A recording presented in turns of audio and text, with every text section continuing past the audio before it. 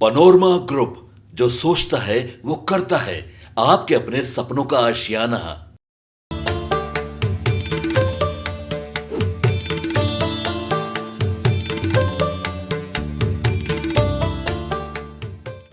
नमस्कार, मैं हूं उर्वशी और आप देख रहे हैं न्यूज़ हाट।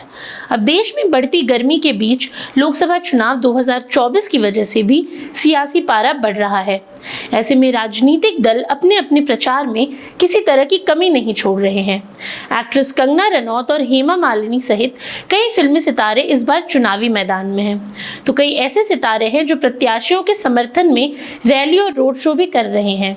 लेकिन एक वाकया ऐसा भी हुआ है इस देश में जहां एक फिल्मी सितारे ने हारी हुई बाजी को जीत में बदल दी थी। और आज की इस वीडियो में हम बात करेंगे उस किस्से की जहां अटल बिहारी वाजपेयी की जीती हुई बाजी को एक प्रसिद्ध फिल्म अभिनेता ने हार में तब्दील कर दिया था।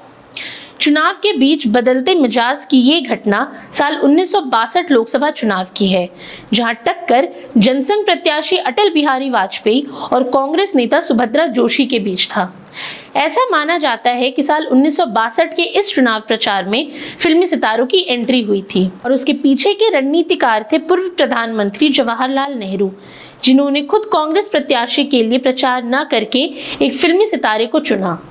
दरअसल यूपी के बलरामपुर लोकसभा सीट से साल 1957 में जीतकर संसद पहुंचे अटल बिहारी वाजपेयी की टक्कर 1962 में इसी सीट पर कांग्रेस नेता सुभद्रा जोशी से थी।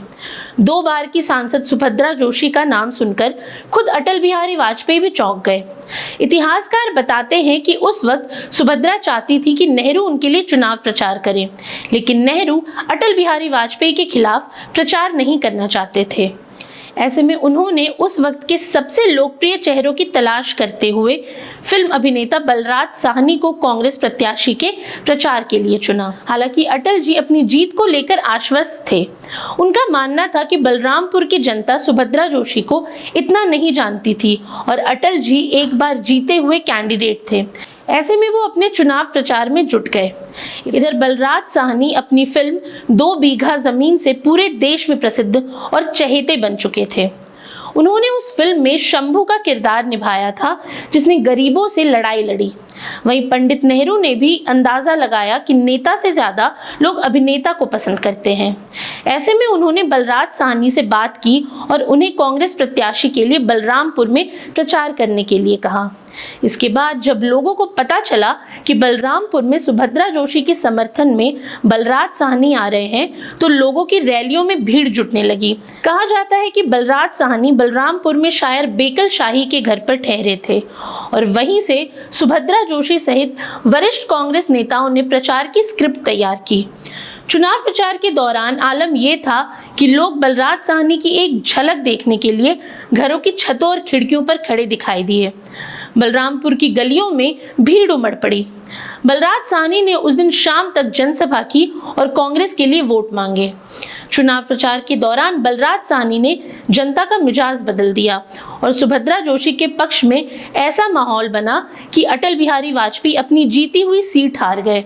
सुभद्रा जोशी ने अटल बिहारी वाजपेयी को 2052 वोट से हराया और उनकी जीती हुई सीट कांग्रेस के खाते में चली गई। हालांकि बाद में पंडित दीनदयाल उपाध्याय की जिद के बाद अटल बिहारी वाजपेयी को राज्यसभा से संसद भेजा गया। आज के लिए इतना ही। ऐसी तमाम रोचक जानकारियों के लिए बने रहिए न्यूज़ हाट के साथ। और अब तक अगर आपने हमारे YouTube चैनल को सब्सक्राइब नहीं किया तो अभी जाकर करें और Facebook पर हमारे पेज को लाइक और फॉलो करना ना भूलें।